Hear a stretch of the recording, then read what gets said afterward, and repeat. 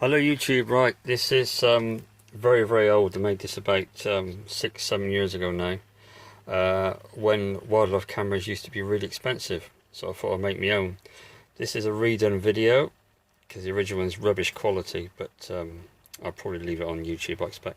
So basically, who wants to make their own? What's the point? Because they're cheap. Well, I made my own because that's what I did. It's a very cheap camera.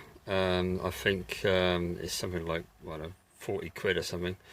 And all I did, I took the fire buttons there. This is what this lead is.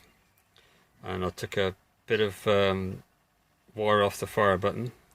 Goes to relay, which is just tucked down there, if you can see that. And basically, the other side, this here, actually is connected to a £10 motion light that you sort of think you put on top of the stairs. Runs on 3 batteries, and that one of the LEDs, all the LEDs have been disconnected because I don't want the LEDs apart from one, and that one sends, when it detects movement, it sends a voltage basically to the other side of the relay, triggers the relay, shorts out the contacts on the fire button, takes a picture or video, whatever you got to set in. Now this horrible thing down here is actually my part of my power supply, because I couldn't fit any batteries in it, and unfortunately, being a normal camera, the screen's on all the time. It's not very advanced, it's a very basic camera, so the screen stays on, and it's just going to kill the batteries. It would kill any batteries in any camera if you left it on. So I have to use a great big battery like this, which is ridiculous. And basically this gets tied around with a bungee strap and put outside. It's got a lid on it, obviously. It's basically a sandwich box with the instructions written on the top. And I'll show you how it works. Alright, so I'm going to wave my hands in front and it's going to take a picture. Alright, right, here we go. Go back a bit.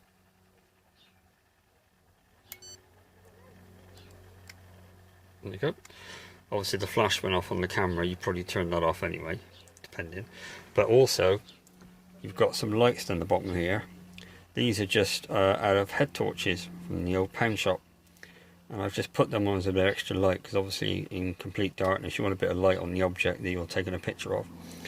And the time is preset by the motion detector, and it's saying it's about 20 seconds.